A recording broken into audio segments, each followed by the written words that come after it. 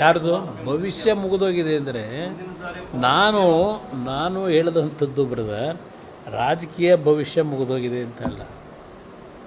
ಇವತ್ತು ನಾಡನ್ನು ಆಳಬೇಕಾದ್ರೆ ಎಲ್ಲ ರೀತಿಯ ಸಾಮರ್ಥ್ಯತೆಯೂ ಬೇಕು, ಆರೋಗ್ಯವಾಗಿರಬೇಕು. ಆ ಒಂದು ಹಿನ್ನೆಲೆಯಲ್ಲಿ ನಾನು ಸೂಕ್ಷ್ಮವಾಗಿ ಹೇಳಿದಂಥದ್ದು, ಭಗವಂತನ ದಯದಿಂದ ರಿಕವರಿ ಆಗಿದ್ದೇನೆ. ಫಿಸಿಕಲಿ ಭಗವಂತ ಮತ್ತೆ ಇನ್ನೊಮ್ಮೆ ಸ್ಟ್ರೆಂತ್ ಕೊಟ್ಟಿದ್ದಾನೆ. ಆ ಸ್ಟ್ರೆಂತ್ಗೆ ಇವತ್ತು ಮತ್ತೆ ದೊಡ್ಡ ಮಟ್ಟದ ಒಂದು ಭದ್ರತೆ ಕೊಡ್ತಾ ಇರೋದು ನನ್ನ ಕಾರ್ಯಕರ್ತರು. ಮುಂದೆ ನೋಡೋಣ ಏನೇನಾಗುತ್ತೆ.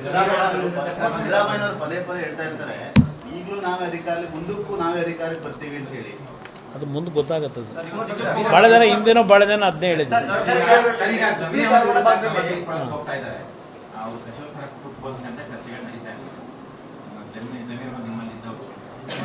ನನ್ನ ಜೊತೆಲಿ ಯಾರೂ ಕಾಂಗ್ರೆಸ್ ನಾಯಕರು ಇಲ್ಲಿವರೆಗೆ ಚರ್ಚೆ ಮಾಡಿಲ್ಲ, ಇಲ್ಲ ಜಮೀರ್ ಅವರು ನನ್ನ ಜೊತೆ ಏನು ಚರ್ಚೆ ಮಾಡಿಲ್ಲ. ಅಂದರೆ ಈಗ ಅವೆಲ್ಲ ಪ್ರಿಲಿಮಿನರಿ ಏನಂತಲ್ಲಿದೆ, ಇವೆಲ್ಲ ಇದ್ರ ಬಗ್ಗೆ ನಾವು ಚರ್ಚೆ ಮಾಡೋದ್ರಲ್ಲಿ ಈಗ ಅರ್ಥ. ಯಾಕೆಂದ್ರೆ ಕಾಂಗ್ರೆಸ್ ಹೇಳ್ತಾ ಇರುತ್ತೆ ಅಲ್ಪಸಂಖ್ಯಾತರ ಪರವಾಗಿ ನಾವು ಅಂತ ಹೇಳ್ತಾ ಇರುತ್ತೆ ಯಾವಾಗಲೂ ಕೂಡ. ಇವತ್ತಿನ ನಡೆದಿರುವಂಥ ನಿನ್ನೆ ಮೊನ್ನೆ ನಡೆದಿರುವಂಥ ಬೆಳವಣಿಗೆಗಳು ನೋಡಿದ್ರೆ ಕೇವಲ ಓಟ್ಗೋಸ್ಕರ ಅದು ಬಳಕೆ ಆಗ್ತಾ ಇದೆ ಅನ್ನೋ ಚರ್ಚೆಗಳು. ನಾನಂತೂ ಯಾವುದೇ ಒಂದು ಬೆಳವಣಿಗೆಗಳಲ್ಲಿ ನನ್ನ ಸ್ವಾರ್ಥಕ್ಕೋಸ್ಕರವಾಗಿ ಯಾವುದೇ ರೀತಿಯ ತೀರ್ಮಾನಗಳನ್ನು ಮಾಡ್ತಕ್ಕಂಥದ್ರಲ್ಲಿ ನಾನು ತೀರ್ಮಾನಕ್ಕೆ ಬರೋಲ್ಲ. ನನಗದು ಸ್ವಾರ್ಥ ಇಲ್ಲ. ನನಗೆ ರಾಜ್ಯ ಮುಖ್ಯ. ರಾಜ್ಯದಲ್ಲಿ ಒಂದು ಉತ್ತಮವಾದ ಸರ್ಕಾರ ತರಬೇಕು. ಈ ರಾಜ್ಯ ಇಡೀ ದೇಶದಲ್ಲಿ ಮಾದರಿ ರಾಜ್ಯವಾಗಿ ಆಡಳಿತದಲ್ಲಿ ಮುಂದೆ ಈ ನಾಡಿನಲ್ಲಿ ಕಾಣಬೇಕು ಮತ್ತೊಮ್ಮೆ ನಾವು. ಅದು ನನ್ನ ಮೂಲ ಉದ್ದೇಶ ಇದೆ. ಆ ನಿಟ್ಟಲ್ಲಿ ನನ್ನ ಕೆಲಸ ನಡೀತದೆ. ಇಲ್ಲ, ಅದು ಯಾವುದು ರಾಜ್ಯಸಭಾದ ನಮ್ಮ ಮುಂದೆ ಯಾವುದು ಬಂದು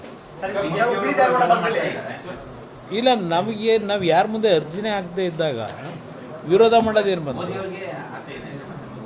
ಇಲ್ಲ. ಅದು ಯಾವ ಕೆಲವರು ಪತ್ರಿಕೆಗಳಲ್ಲಿ ನೋಡಿದ್ದೀನಿ, ಅದರ ಬಗ್ಗೆ ಯಾರೂ ಚರ್ಚೆ ಮಾಡಿಲ್ಲ. ದೇವೇಗೌಡರ ಹೆಸರನ್ನ ನಾವು ಮಾಧ್ಯಮದಲ್ಲೋ ಇಲ್ಲ ಇನ್ನೊಂದು ರೀತಿಯಲ್ಲಿ ಈ ವಯಸ್ಸಿನಲ್ಲಿ ಮುಂದ್ಬಿಟ್ಟು ಅವರಿಗೆ ಅಗೌರವ ತರ್ತಕ್ಕಂಥದ್ದು ಬೇಡ ಅನ್ನೋದು ನನ್ನ.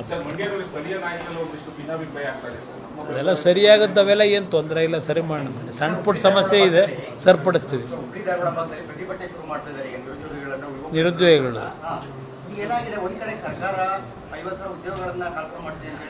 ನಾನು ನಿರುದ್ಯೋಗಿ ಯುವಕರಿಗೆ ನೀವೇನೀಗ ಪ್ರಶ್ನೆ ಕೇಳಿದ್ರಿ, ಬರೀ ಧಾರವಾಡದಲ್ಲಿ ಮಾಡೋದಲ್ಲ, ಇಡೀ ರಾಜ್ಯದಲ್ಲಿ